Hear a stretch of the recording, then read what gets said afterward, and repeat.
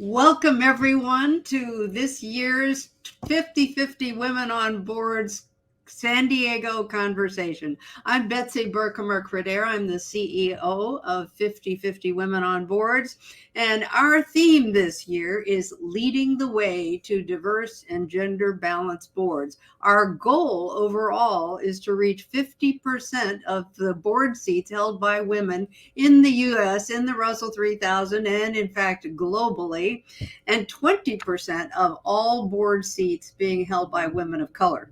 So we have a long way to go, but you're going to be part of this big activity today. And San Diego is one of 30 events that we have staged over the last 2.5 weeks. In fact, the end event is this Friday, the 19th, our closing celebration, and you are all invited. It's at 11 a.m. on Friday, just for 1 hour. And it's our first ever closing celebration. But this year has been fantastic. We've had international events in Athens, Greece, in Toronto, Madrid, Mexico City, and London, in addition to our 25 cities and states here in the US. So it is my pleasure and delight to recognize our San Diego co-chairs. As you know, Teresa Jakes, Sunny House, Jen Rubin, and I thank them for their tireless work in order to bring the San Diego event once again to all of you and to be part of this global conversation on board diversity. And with that, we'd like to thank the San Diego leadership team for being so involved in helping to reach out to sponsors and to all of you to make today's event a big success. And we'd like to thank our local sponsors here in San Diego. And our our platinum sponsors are Sempra and Qualcomm. And delighted that everybody else is able to support. And this is our big fundraising event of the year and all 30 events. So we appreciate that. And our global sponsors, if I may, our global sponsors, including Kaiser Permanente here in San Diego and Southern California, and our, as I mentioned, San Diego sponsors. And we also have our great appreciation for EY, BNY Mellon, and all the sponsors you see here on the slide. We look forward to hearing from today's panelists, and following the panel discussion, you will move into the breakout sessions. Be sure you stay for the breakout sections because we have directors, corporate directors, who are here volunteering their time to coach you and facilitate the sessions to help you pursue with intention your path to the boardroom, no matter how long that takes.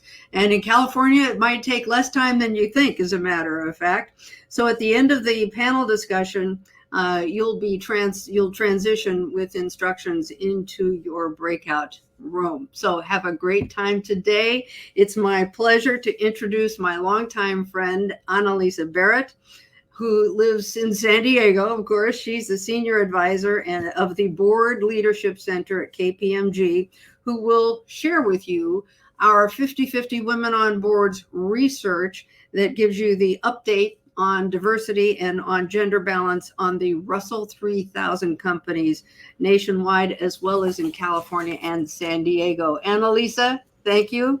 The microphone is all yours. Well, thank you so much, Betsy. It's an honor to be on the screen with you, as I have just been amazed at the impact that you have made as the leader of this organization, and just an honor to be involved in the organization with you.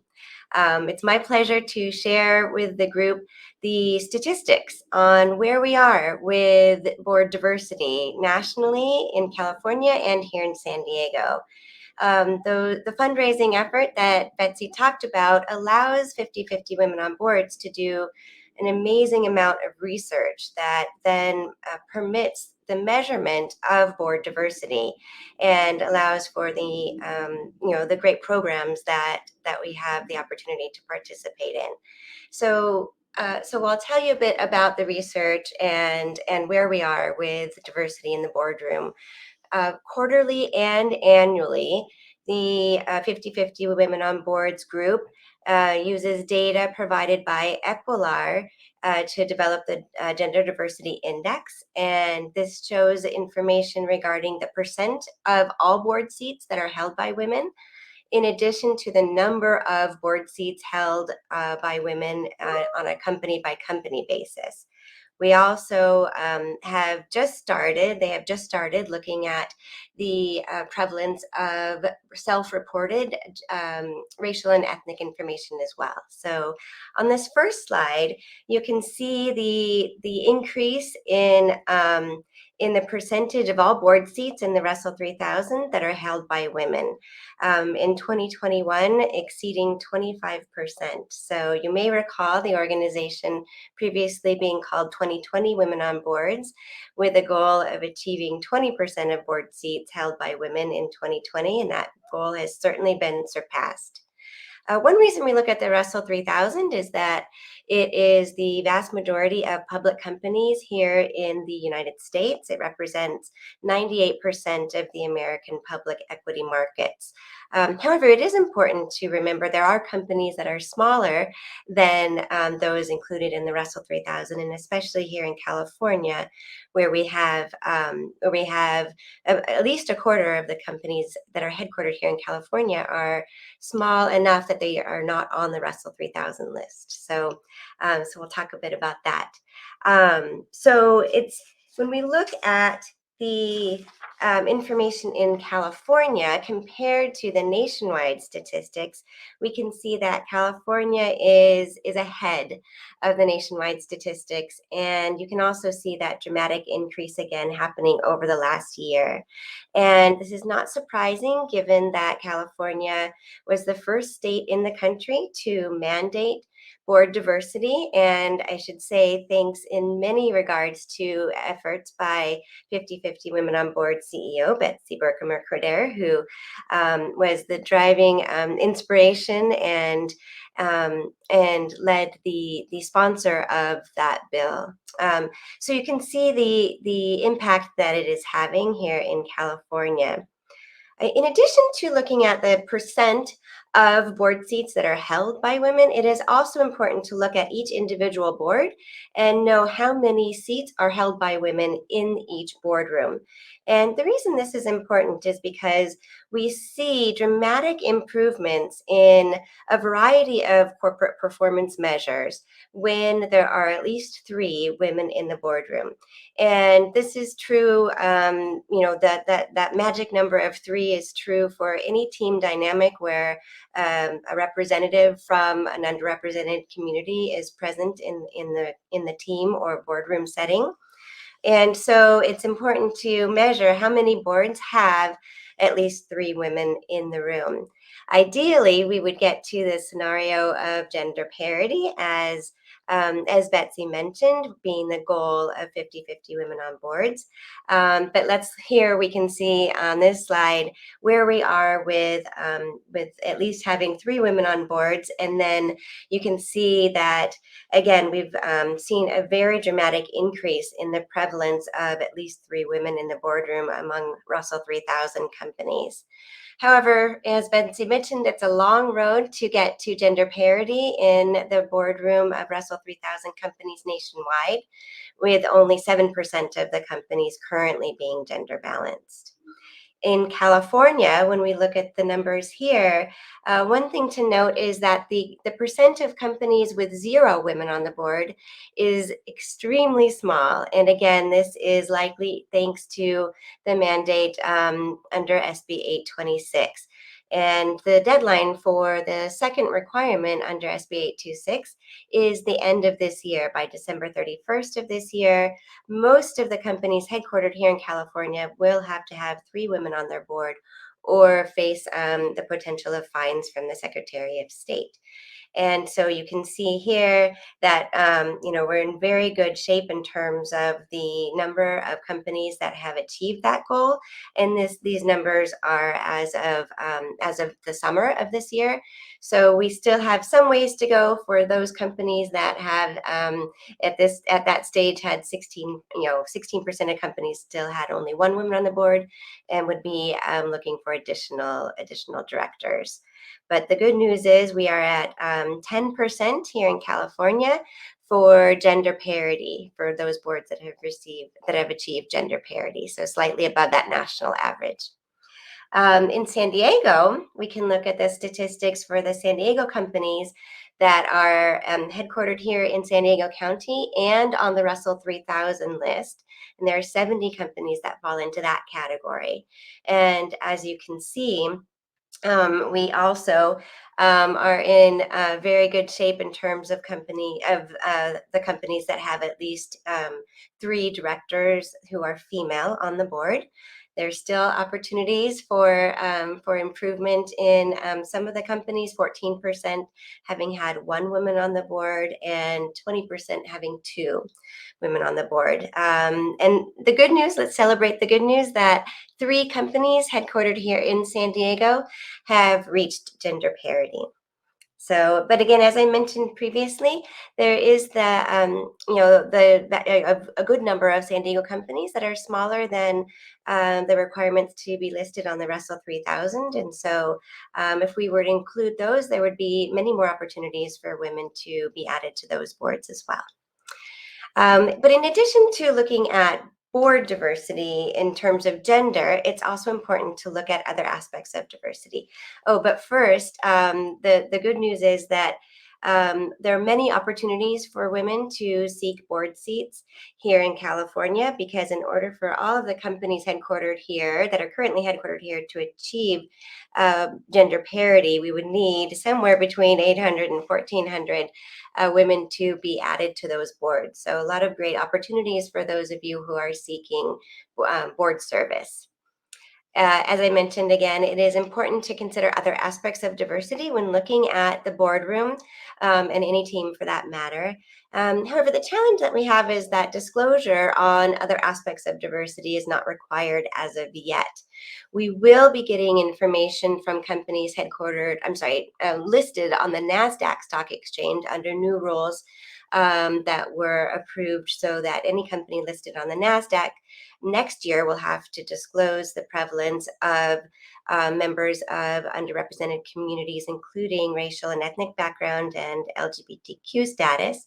But currently, we're still limited to self-reported information on a voluntary basis. And so, as you can see from this chart, that we still have, the vast majority of directors are not self-reporting their race and ethnic background. But among those, we do have some information to share here. And on the next slide, where we're looking at the different categories within the racial and ethnic background, breaking it down by the different races and ethnicities. Again, you can see an increase that will come from mandatory and hopefully more voluntary disclosure on race and ethnicity will allow us to do a more comprehensive analysis of this information going forward. So with that is a quick look at the data nationally in California and here in San Diego. And it's now my pleasure to hand the screen over to Teresa and Jen, who will be the moderators for our wonderful panel discussion, where we'll have the opportunity to learn from some very, very distinguished and experienced corporate directors.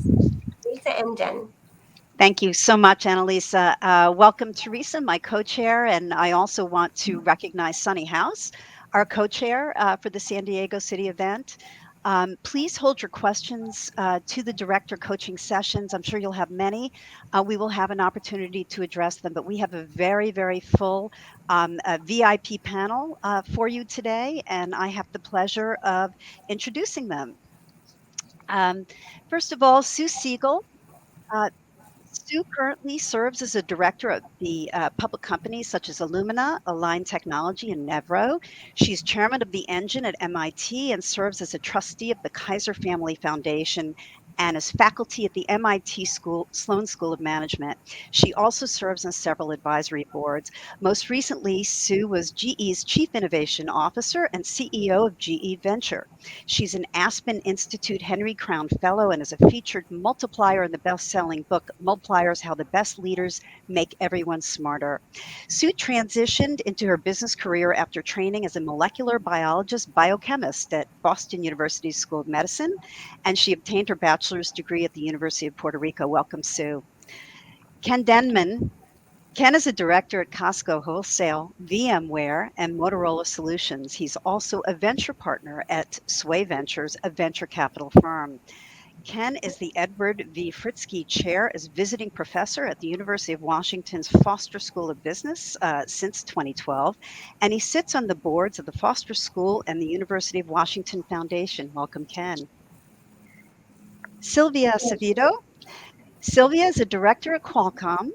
She served as Chief Executive Officer of the Girl Scouts of the USA from May 2016 to August 2020. She was a board member there from 2008 until 2016. Sylvia also served as a member of President Obama's Advisory Commission on Educational Excellence for Hispanics and drove the educational policy around dual language in early childhood.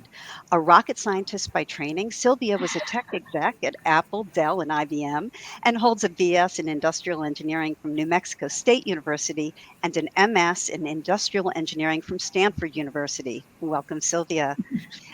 Good morning, Graciela Monteagudo. Graciela is a director at WD-40, iHeartMedia, and Echo Brands. Graciela has had operational roles as global general manager, president, CEO, and digital marketer with multinational Fortune 500 companies such as Procter & Gamble, Bristol-Myers Squibb, Mead Johnson Nutrition, and Walmart. She has held various leadership roles at Walmart, Mexico, including senior vice president and business unit head for Sam's Club stores in Mexico. Graciela is recognized as a National Association of Corporate Directors Board Leadership Fellow and an active participant in the Women Corporate Directors Association, International Women's Forum, and Latino Corporate Directors Association. Welcome, Graciela. One thing before we start the panel, I think all of you can understand from hearing the biographies of these incredible individuals, it's not just serving as corporate directors. Each of them has played significant parts in both educational and community missions. And I think that's an important message here to take away. These are some of the qualifications that develop you into becoming a candidate for a board director. It's not just your business background, but what you do to serve the community as well. And so I'm really honored to be able to speak to you all today. So, leading the way, diverse and gender balanced boards, that is the topic of our panel discussion today. I'm going to be starting off the panel, and then I'm going to be turning it over to my co-chair, Teresa Jakes. I'd like to start with this question, and I'm going to direct it to you, Sylvia, initially. Increasingly, outside mandates, you heard Annalisa talk about SB 826, AB 979, as well as the NASDAQ regulations, as well as institutional investors are demanding that boards increase the number of women directors and directors from underrepresented communities. In your opinion, are outside mandates necessary or effective, or is organic change more effective? Sylvia? Well, thank you very much, and it's such a pleasure and honor to be here. Love this question because we like metrics, and especially being on boards and having an analytical background, you like metrics. Well, you can see the difference. When you had organic growth, there was very little participation of any type of diversity on boards. Then, thanks to Betsy, and a huge shout out to Betsy and 50/50, but also Hannah Beth Jackson, the senator, who really was dogged in making sure that this law was comprehensive and also passed. And because California is so large, so important, that law then allowed other organizations and other states, but organizations like NASDAQ, and clearly other large investment companies to then put in mandates themselves of saying they will not vote for directors, they will not vote for certain aspects of corporations if they don't have a participation of all types of the populations that we serve. So to me, this is an easy question because we have so much data when it was organic versus that very strong bright line of when the mandate happened. And then you have data showing the massive change as a result of that. So love the question and thank you for that. Thank you. And Sue, do you think this is an easy question? I have to say, I second exactly what Sylvia was saying, because there is no doubt that everyone wants to do things organically. No one likes mandates. No one wants to be regulated. But the reality is, look what's happened. Once you put the mandates in place, it's been incredible, the progress that has been had, the awareness that exists in order to really make a difference with regards to gender parity, and now moving towards underrepresented minorities and making sure they have a voice, they have a representation, and we can hear their perspectives in the boardroom. I think one thing, when you look at Norway, and kudos to Norway for having done this many moons ago, before 2003, they had single digit percentages, and they were the first ones in 2003 to actually mandate this, right? In 7 or 8 years alone, they're almost at gender parity. They're around 42% or so. That's just fantastic progress. So I think 50-50 women on boards is going to be able to make this a reality with the type of effort it's putting into this. And mandates have been helpful, despite the fact we all want to say they shouldn't be. We need them in place at this particular time to really make sure we shine the spotlight on the metrics associated to this. And thank you for that. And the follow-up question I have, Sylvia, back to you. What about individuals who are resistant to change? Do mandates help move them and motivate them? Oh, that's the case. I mean, I think Sue brought up a really good point. We prefer to do things organically, but then there are folks that, no matter what, they don't want that change. So I think when you have the law, that makes it really important to get them to, they have to act.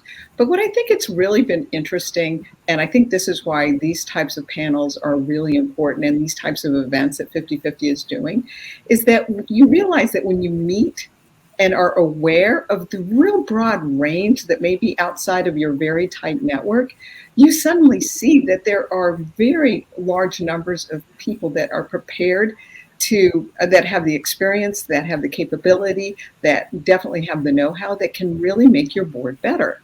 And so I think this has been the other element that's been really great, is that people just, we have our networks. And so in a long time, organically, the networks just didn't open up. And now because of this, it's forcing networks to be broader. And as a result of that, people are meeting people that they didn't even know existed. People say when they meet me, "Oh my God, you were a rocket scientist at NASA's Jet Propulsion Labs." Like, whoa, didn't think that existed. And so I think that's really great because it's forced folks to see beyond perhaps stereotypes, see beyond kind of limiting views that they may have had. And I think that kind of knowledge and awareness has really been phenomenal as a result of that. And I also see it's kind of interesting when you looked at the data that it's really, it's not surprising when companies go from 2 to 3 to 4 women like we have at Qualcomm, because you realize, oh gosh, you've got this whole population set that can bring in all this expertise to your board. So I think sometimes there are people that are recalcitrant to kind of get outside their network, but when they do, they realize that there's this plethora of experienced candidates that can make their board better. Thank you. And Graciela, your views on using these mandates to impact these individuals that might be a little harder to move along and progress here. Yeah, I really think that the mandates make people go for looking for candidates that may be harder to find at their own network. I think that's what we are seeing, that, I mean, networking is critical, but now it's also the headhunters that are playing a very significant role. Because sometimes when you have people outside to find good candidates outside of your network, many companies are relying on headhunters to do that. And once you get a headhunter involved, then you can really see how many candidates are there available and go well beyond what your network was. So I do believe that that is something that is helpful. And I also think that once you have either women or minority people in the board, those people tend to push for more of that diversity and gender balance. And it starts becoming a virtuous circle. And you mentioned the point on the research on 3 women. I have seen that in my experience. It makes a huge difference. And it really provides, I have seen also how it provides a different perspective on the board. And that perspective also results in making people aware of what is missing. I serve on the board of the WD-40 company, as you mentioned, and I have personally made them aware of how much Latinos in particular, given that we are more than half the population in California, are underrepresented in companies and also in the board and within companies. You show the numbers, right? 18% of the population, less than 1% of board seats. So I think that diversity brings diversity to the board. Thank you.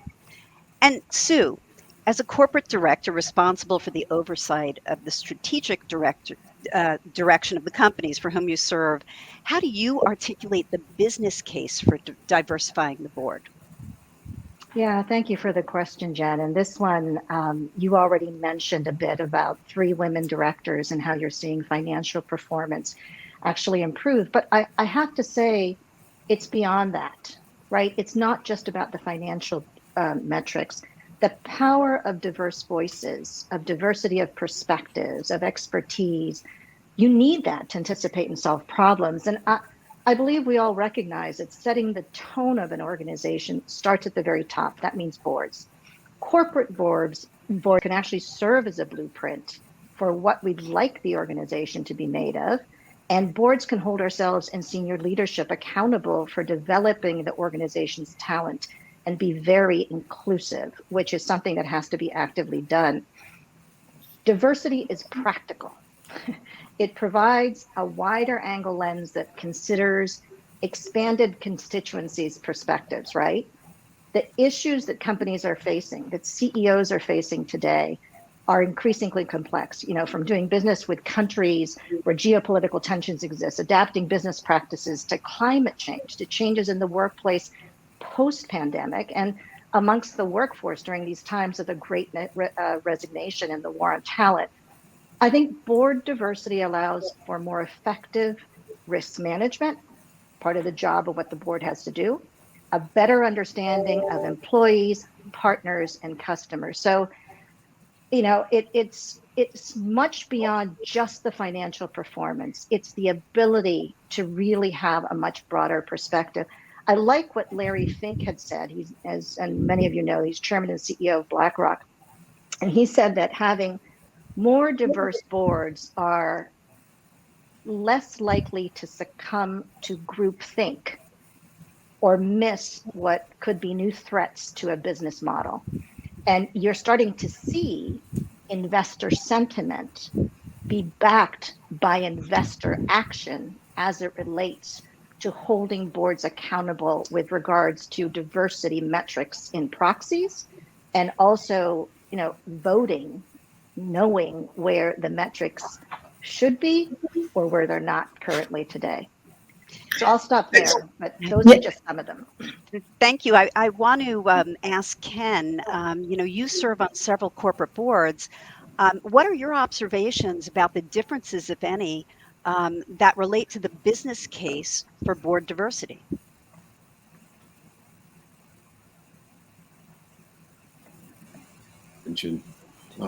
Diverse perspectives around the boardroom. It's a broad generalization. I'll apologize for it up front. But generally, women tend to be braver, in my humble opinion, in the boardroom, asking the questions that might be perceived as being awkward or even obvious, but getting the conversation going in a different direction. My male colleagues tend to be more, pardon me, more formulaic, and also less courageous in terms of asking questions that are that might be perceived to show that they don't know something that they think they should know. So in the main, there is this fundamental issue of an acceptance of more awkwardness or discomfort in the boardroom. In my view, our female colleagues tend to be just more courageous in terms of stepping into the breach. There's a lot of reasons for that. Historically, boards have been about groups of people that know each other. That was the thing. That's how you got on the board, and it coalesced around groups of folks that looked the same, came from the same backgrounds, went to the same schools, had the same socioeconomic, and so that was comfortable. The boardrooms were generally very comfortable, and the mandates, I think, have actually caused us to push past this issue of comfort and injected or accelerated the thought of injecting different thinking, different kinds of people with different backgrounds into the fray. And so, from my perspective, the business case is really about having a better opportunity to understand corner cases around risk, around opportunity, because questions that would not have been asked before are getting asked. And thank you. Sticking with that for a moment, Ken, have you noticed improvements in the quality of boardroom decision making as a result of diversity? You mentioned that perhaps women might have a different approach to thinking, but talk about the quality. Have you seen a difference in the quality of the decision making that happens? Oh, I absolutely do. And part of it has been because there aren't like snap, quick decisions where people tend to think, oh, yeah, we all agree.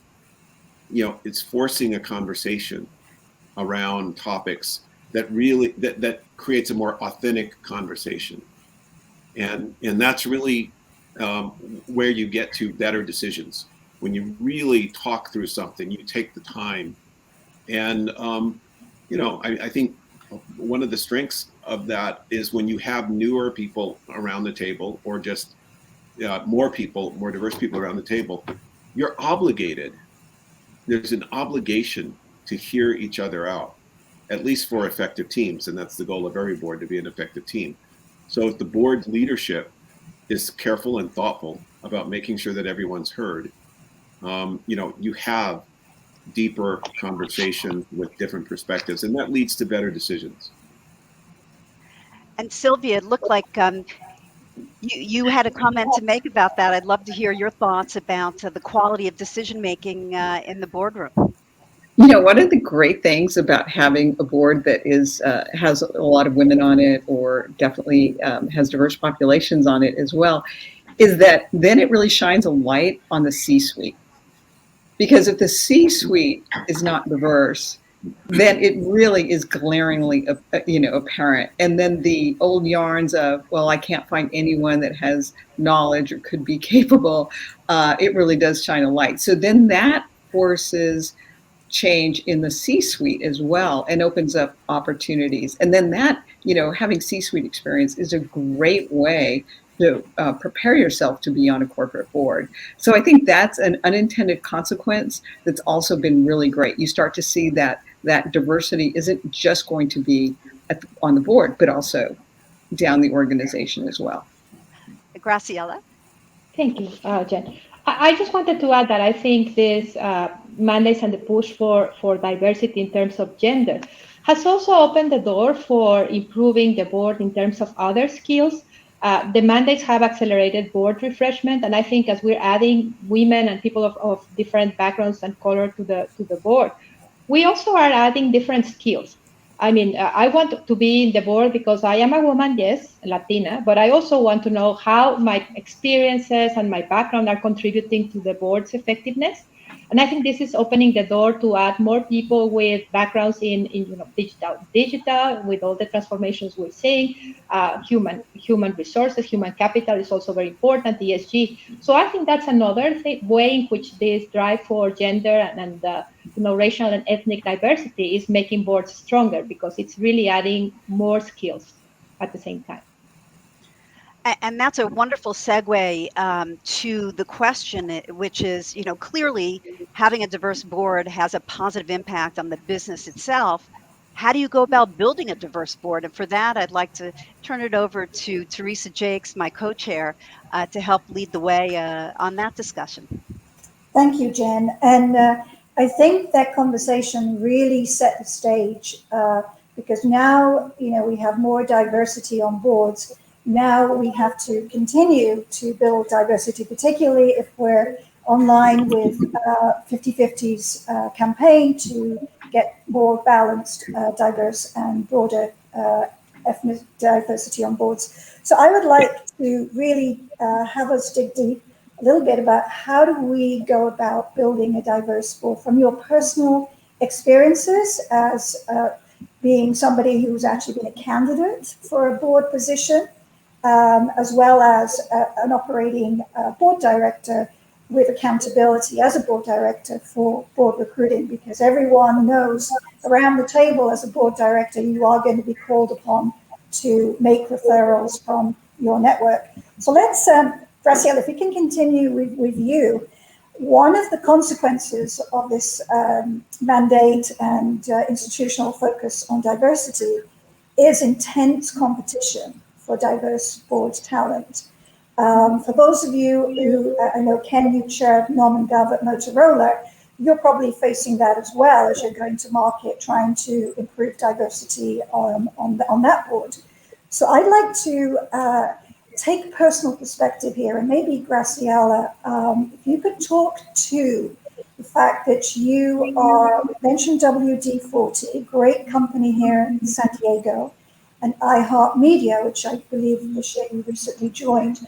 What do you look for as you are approached to join a corporate board? What's important to you? What criteria are you using to know that that's somewhere you want to go? Thank you, Thursday. So I think it's important as you want to join boards of course, great companies, but I think that I have a great culture.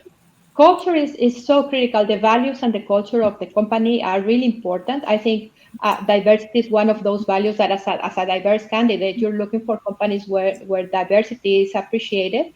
And you want to see that in the management team and also at the board level, of course. So I think that's one thing that I look at. I also think that when you are trying to evaluate a company as a director, the liability that you have is very high. And so you need to make sure that you're also looking at a company that has strong ethics and that is compliant with the laws. And I think that's another thing that I look at because it's important to join a place that is doing business the right way. And I think it's also the chemistry with the people that interview you. When you're working in a board, it is very, very important to fit in. I mean, just like the company has its culture, the board has a culture. And you want to get to know the people that you will be working with and make sure that you feel that they are a group of people that you actually do want to work with and respect. I think board composition is important. When a good board team has the right composition, and I think spending time making sure that you add the right members that bring in, as I mentioned before, not only a perspective from being a woman or from coming from a different ethnic or racial background, but also skills that will complement and support the company's strategy. I think that's another important piece. Great, thank you for that input. I know the audience, is predominantly looking to get on either their first board or additional boards. So I think those are great points, and I hope people can, if they couldn't catch all of that very quickly, to sort of hear the recording back, some incredible intelligence in there. Thanks for sharing, Graciela. And Sylvia, with your background, you mentioned people didn't know, you don't know that there are rocket scientists out there like you or astronauts like you. So Qualcomm, I think it's your 1-year anniversary in November 2020, you joined, so congratulations. What was it about Qualcomm that attracted you to become a board director?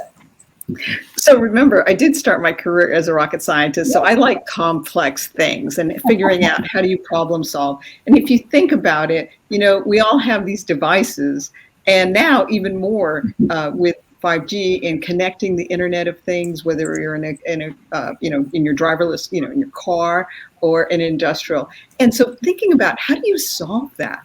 How do you solve that complex challenge? I mean, what company has figured out, whether you're in an Apple environment or an Android environment, but no matter where you go, your phone still works. That modem is still working. Qualcomm figured that out. And to me, I really am drawn to that kind of problem solving. How do you solve those really challenging tasks, those technology tasks? And that's what Qualcomm does. And so for me, it felt like, yeah, that's a really good fit when you're looking at corporate boards.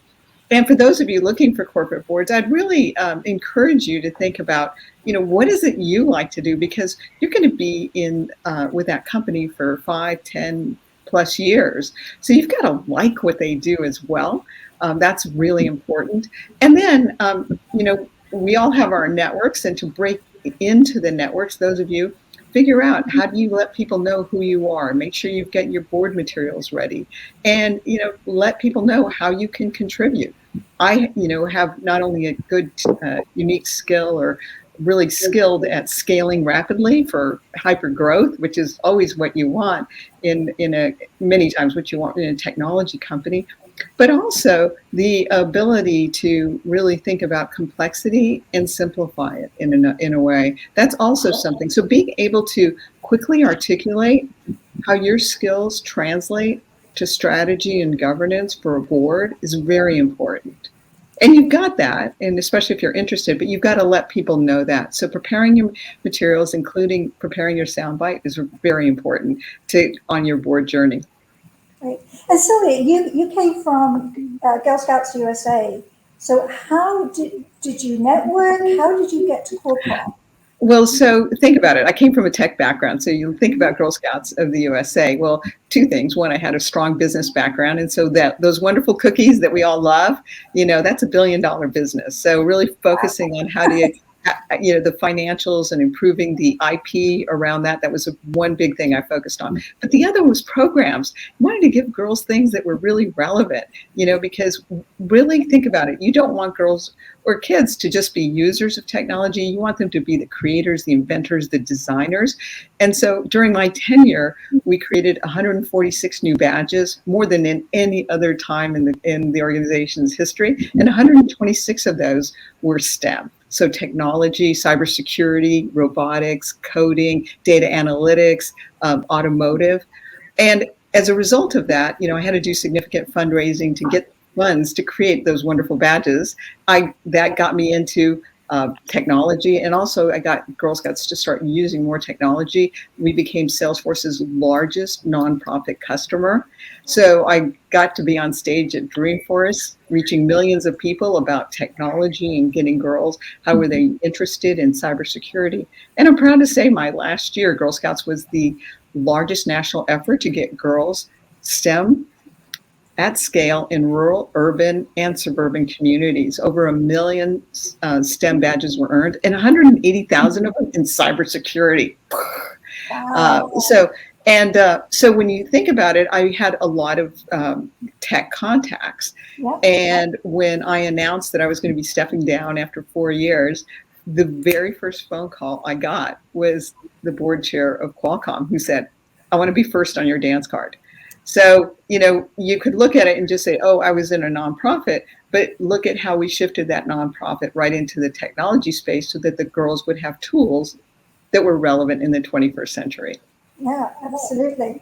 And Ken, I'm just going to bring you in a little bit here because I know you're on the board of Costco. And that's an interesting one for you because your background is CEO of tech, you're on tech boards. How did that come around? Because you have to be creative as well when you're looking at boards. It's not always the obvious ones. So tell a little bit about that story. Yeah. Well, yes, I think as I think Sylvia Graciela mentioned, you really want to be conscious of when you get approached by a board. Is it in an area or an industry that you have interest in? It's something that's curious for you. And I have to admit, when I was first approached by the chairman and co-founder to consider, I was very surprised. I thought he was going to ask me for a check for the University of Washington Foundation Board. And when he, at the end of lunch, when he said, "Hey, would you consider joining our, we're looking for a board member. Would you consider having a conversation with us?" And my first response was, "Jeff, big box retail. I'm a tech guy. I got nothing for you." And Jeff said, "Well, like, don't say no. Just, because we are looking for some technology expertise. There's Amazon out there. They're very tech oriented. We need to improve our chops. Would you just meet with the board before you decide?" And I did. I met with the board, and I got more depth of understanding about, what they thought the issues were, where they thought I could contribute, and also just really enjoyed the conversations with the other board members. And along the way, I realized that this iconic brand, great business, I got a better sense of the culture, which is amazing, and the people around the table. And I thought, this could be fun, and I could learn a ton. And so for me, one of the attractions was I got to participate and learn down a path that I had not spent much time. Mm-hmm. I definitely felt I could contribute, but candidly, I was more curious about the opportunity to learn and grow. And so for me, that was the decision. And that's like one of the best decisions I've ever made. I've had such a great time working with that board and with that company. It's a real joy. Great. So great. Your tech reputation enabled you to have that opportunity of networking and just being inquisitive and open to opportunities. And yeah, I think the point about functional expertise being something that is of interest to boards, and thinking about it more sort of that way. What do you bring to the table, and how can you contribute?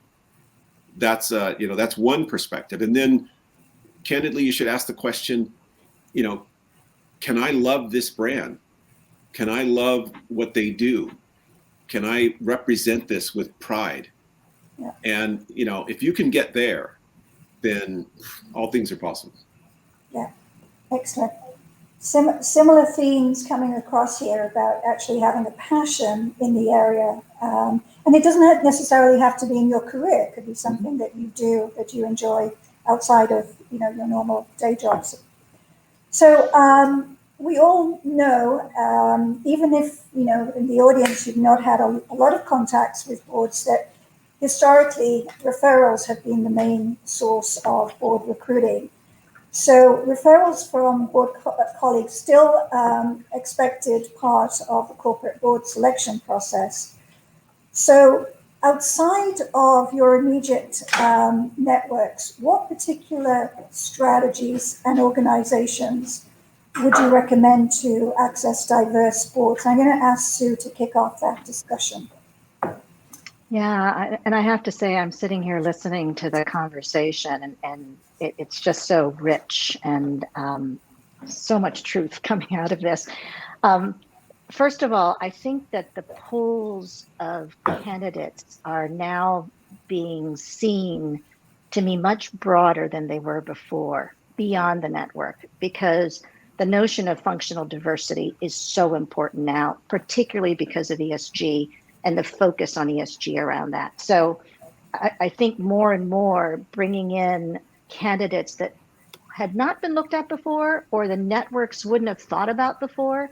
And Graciela mentioned some of them, like chief, CHRO or CISOs, or those that are the heads of corporate development or global affairs because of the intensity of the geopolitical situations. So many of those now boards are looking for. But in addition to the networks, you're seeing so much effort. Look what 50/50 has done in terms of the emphasis now. Overall, you're seeing women corporate directors really turn it on as it relates to the recruitment process and the readiness process. I think you're seeing many, many universities that are now being counted on by search professionals, such as Santa Clara University's Black Corporate Readiness Program, and now we're developing a Latinx Corporate Readiness Program. They've done a Women's Corporate Readiness Program. I work with Harvard as an example at Mass General Brigham's, and they're doing a whole effort associated to making sure women faculty members, chairs of departments, can also expand their representation on boards, and they're making very active efforts with the venture capital community, the private equity community, to match that skill set, which wouldn't have been something that would have happened previous to the mandates, right? So more and more pools, be it from universities, be it from even specific organizations, your own companies, that you can recommend some of your key executives to potentially play on other boards through your own networking so that they can gain experience overall. The pool has expanded immensely and the candidates are there. Great. And Ken, would you like to add to that? What's your experience of where to go to get diverse candidates? Well, I think, what I'm observing is that finally boards are beginning to reach out to the various affinity groups for recommendations. But there's a challenge that I would observe for all those of us on this panel. Most of us, if not all of us, are on multiple boards. And what's happened in this very intense time where boards are trying to find candidates is the market has gotten very hot, very tight. And there's a focus across the board, recruiters, companies, everything, on kind of those of us that are already in the game. And in order to make progress, we're going to have to get more first-time board members out of the women and other underrepresented categories. And so that comfort level thing that I talked about, that's sort of the next barrier is, we really want somebody who has previous board experience. Well, that becomes a big high bar to actually growing the universe of, ready now candidates. And so, one of the things that I do is, I'm pretty boarded up, but I tend to take as many calls as I can. I get a call every couple of weeks, hey, do you have capacity? I take those calls, even if I don't really think there's an opportunity there, because it's an opportunity for me to try to tee up, people who are looking for their first board, and I believe are ready now, or I can refer them to other groups that I know are curating lists of potential candidates who are ready now. But the next barrier, I think, is getting deeper into this pool of people who are joining their first board, and without that, we're not going to see the improvement towards the kinds of numbers that were presented earlier. We're gonna hit an asymptote if we can't figure out how to move forward. Right. If I may, Teresa, so I would look at it also from the perspective of the nominating and governance committee and what kind of candidates are they looking for, and to address the point that Ken is bringing, which I think is really, really important. I have a few recommendations for potential candidates. One is understand the role that you're applying to. I mean, the trainings like the ones that Sue mentioned, of course, the Get On Board seminars that 50/50 is doing. That's really important because, I mean, as an executive, you will never go to an interview to apply for a role that you have no idea what it is. And you will be surprised of how many people I have interviewed for a board seat that really don't understand what the role is. And because they cannot articulate the value that they can add. I think you need to understand the role so that, like we were talking about before, you can know what kind of company do I want to join, where is your directors and officers insurance policy, and things like that. But at the same time, you also want to be able to articulate, here's how I can add value to the board. And sometimes there are things that as an executive, you didn't realize how critical they are for the board. In my case, so I have a lot of line experience. And that's important, and they like that in my profile. But I realized as I went through interviews, etc., how critical my marketing and digital background was. And I had also some experiences in my career of working to build corporate culture that I never thought how much those would be appreciated, or I went through situations that had a lot of compliance issues, and I learned a lot about how to build a culture of compliance. And I, little by little, as I understood the role, I realized that those things that I probably would have never mentioned in an interview for an executive role were very important in this context, right? So I would recommend that as candidates do that, understand the role and be able to articulate why should we choose you? Mm-hmm. And I think that has to be beyond the fact that you're a woman, or unless you can say, choose me because I am a woman that understands the beauty category, or choose me because I'm a Latina that understands how your customers think because your category has a lot of Latinos. but try to make it more than just, the demographics. Try to say, how can this perspective that I'm bringing add value? Right. And certainly as a board recruiter, I certainly get candidates who, number one, is what impact am I going to have on this board? What's the story? Coming back to Sylvia, why would I join this board? And it's very important to think of it in those terms, not just I'm a woman, so therefore I'm going to get on this board. So it's very competitive. So you really need to get all your materials together, get that unique value proposition down. Education, I do want to just take the opportunity, because I don't know, Graciela, I think you mentioned this, but 50/50 Women on Boards does have an education program on their website, because that's important as well, to sort of get some structured education. So there's lots of programs out there. Highly recommend 50/50 Women on Boards, which will cover all those aspects of what's involved, what a board's looking for, and how to position yourself for a board position. So did I, from the corner of my eye, did I see you gesturing to make a comment, or did I imagine that? No, That was me. I was not. That was Sophie. That was me. Yeah. So knowing that our audience is mostly women, I think it's absolutely, completely important to highlight the great work 50/50 and to sign up for the workshops. The other thing is, so many studies have shown that a lot of women, unless they have the experience, don't necessarily think that they're ready, right? And, it's just something that is unfortunately kind of true. And so I would encourage women to then get on some local nonprofit boards if you want to just get your toe in the water, or if possible, get on a national board, because at a national level, you'll have many of the same type of committees, the governance committee, the audit committee, compensation committee. So you'll have, if you're one of those that wants to feel like, okay, I really want to know before I get on a corporate board what it might be like, I would really encourage you to do that. It would give you a lot more confidence. It's not necessary, but it would give you a lot more confidence for that. Right. Yeah, if I could, Teresa, I just think that I hope the audience will consider strongly the comments that Graciela just made and Sylvia just made. I've talked to a lot of people from all ilks who say, gosh, I'd like to be on a corporate board. How can I, can you help me get on a corporate board? And in a further conversation, what has not happened is this sort of realization that these two very able folks have just mentioned, which is, the thought process, like any other role. What do you bring to the table? Why should someone pick you? You have to really put that elevator pitch with substance behind it, and be prepared to stand and deliver at the point of contact with all of your research and data and your pitch, why you are ready. And it's not a random thing, it's very much a competitive process. And so I hope you'll take those two comments to heart, because if you're serious, you have to be serious. It's a marketing campaign.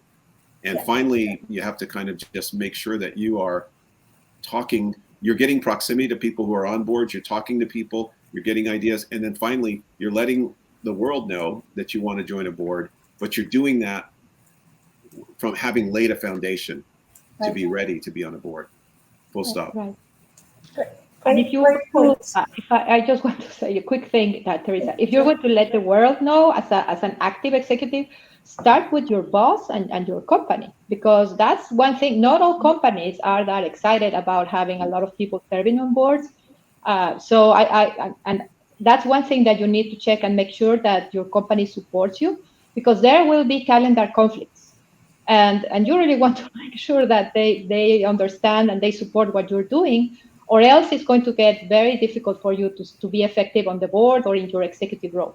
Yeah, absolutely. And Teresa, I know we're out of time, but I'm just going to build on what Graciela just said, because more and more companies now, because of this real push to get underrepresented minorities and women on boards, they're starting to really clarify their guidelines as to how many boards can you sit on? What does it mean? But it has elevated the conversation that boardship is part of development and talent retention.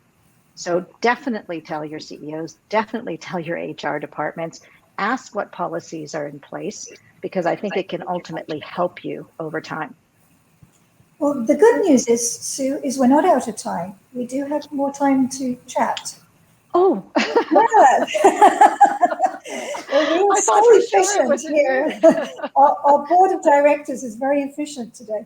So, I'd like to go back to a slide that Annalisa showed, which was around how few, I think it was 12% of the Russell 3000 board directors are men and women of color. And then there's an even smaller percentage of the Hispanic population, which Graciela, you mentioned earlier on. So how, and maybe I'm going to throw at Sue, I'm going to throw a curveball here, but what recommendations from a pipeline point of view? I mean, I could arguably say that Sylvia's been pipelining through her Girl Scouts, Girl Scouts program with the STEM. There's the future leaders of the future board directors there. But any particular recommendations to ensure a pipeline of women, ethnically diverse, and broader representation? Yeah, and I have to say, I think this is a constant effort. This is not, I think it has started in earnest, both in companies, in universities, in every organization now. Leadership has taken note that there is a need for their own boards, and therefore they're realizing other boards will need this too, and they're getting asked by their constituencies, right? Their employees. So I think there is this continued sort of effort to refine how to start developing folks that are in the C-suite and frankly are in functional diversity, in functional roles in leadership, and making sure that they know what access there might be. I've seen a lot of organizations, I mentioned a couple of them already. Stanford Women on Boards has really put effort behind creating different training programs. Everyone knows about NACD and the corporate training programs that they have. Particularly, they've put emphasis on first-time directors. I mean, this notion that Ken was talking about, which is we have got to expand the pool. So therefore, if the pipeline has to be rich, how do we make sure we get them board ready? Well, folks that have been successful executives, no matter what level you're at, go look at what NACD is offering. But you also check out your local universities, because again, I've been involved at Stanford, I've been involved at Harvard, I've been involved at MIT. All of them are making sure that their faculty and those that are the rising stars have the opportunity to participate in corporate boards, which in the past they probably wouldn't have spent time on, but they recognize this is an important issue for the world, right? Having 50-50 gender parity, having underrepresented minorities become very strong voices in corporate governance is going to help everyone at large. So I think, the pipeline is being developed at almost every organizational level now because there's such awareness that there is a need. And again, it goes back to mandates. Isn't that sad? It'll be organic. There are very specific associations that have a very specific mission to drive that for directors. I mean, there's the Latino Corporate Directors Association that has that mission to drive the representation of Latinos on boards. There are African American associations, there are Asian associations. I would encourage people from those backgrounds to connect with those associations too, because it's good to have, women on boards, WCD, and also reach out to the one if you're a minority, because they specialize, let me call it like that, in driving that push for more diverse directors. And they're looking for you, right, Graciela? I mean, they want you because they really need to make sure that the pipeline is healthy. So not only raise your hand, but know they're looking. And companies reach out to them and say, look, I'm looking for a director with this background. And they have lists, right? And they can say, this person, and some of them also do trainings and to say board readiness and things like that. But most importantly, they have a database. And they are quite open to work with headhunters and to work with companies directly to say, I'm looking for a candidate with these characteristics, and they give you names. So it's a good place to be, part of that database. Great. Sylvia, would you like to add? This is our final question. Yes. So no matter what, I think those organizations are fantastic. But if there's a company and you think you can really add value, make sure that you let them know that you're interested. The other thing is there is always a need for finance and people to serve on the audit committee. So if you have a financial background, even if it's an industry that you think, well, I'm not sure, I don't have experience in that industry, your financial skill set will really open up the doors in that committee. So, I always like to tell people the first person you have to convince is yourself. And, get yourself convinced that you're, as, I think Ken, Sue, Graciela have mentioned, you deserve to be on corporate board. You're ready. You've got your materials ready. You yourself have to say, I'm ready to be, of service into this corporation, realizing, there is risk. You've got to make sure that it's a good fit. You're going to be on it for a while. But definitely the first person you have to say, I can be on a corporate board, is yourself. Great point. Great point. And Ken, any perspective from your side? Yeah, my final thought would be, there's a great opportunity around board work. It can build you up. You get introduced to, you get to work with other great people if you've selected well around the table. It's really rewarding work, but it is work. To be clear, you have to do the job, and you have to be prepared to do the job. Heads here. Which means, it's a lot of outside the boardroom, outside the committee, reading. In order to be an effective member of the team, you have to continue to grow and develop and continue to bring more to the group. So make no mistake about it. These are not like, you just show up at the meetings and, you have a title. They are real work. And if you aren't stepping up to the real work, it's obvious really quickly. So especially for first-time board members, I would suggest, one of the things, if you get through the door, ask that the board assign you a mentor on the board, somebody that can give you feedback that you can ask questions of in sort of a closed room outside the boardroom, and then find yourself another board member who's not on that board to also coach and mentor you.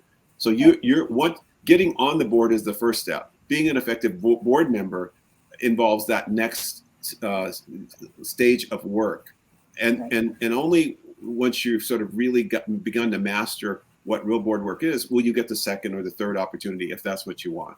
Yeah, great. Well, thank you all. This has just been so insightful. On behalf of the audience, I can only imagine how much information and motivation and can-do they will be taking away with them today. We, as predicted, have shortly running out of time here to ask the panel question, but the 8 incredible director coaches are waiting in the breakout sessions as we speak to continue the dialogue. If you have any specific questions and thoughts arising from this conversation, please take them to your director coaches. And this is your opportunity to hear directly, share your ideas, get advice with an incredible group of corporate directors from all industries, biotech, tech, financial services. And it's my honor to thank every single VIP panelist we've had today. It's been an absolute pleasure. On behalf of Jen and I, we thank you so much. Thanks. Yes. And also on behalf of the San Diego leadership team and the 50/50 Women on Boards organization. Thank you very much. So we're now going to go into our breakout sessions. And as a reminder, to access your breakout session, let's go to Event Mobi. This is how we all got here. So remember Event Mobi.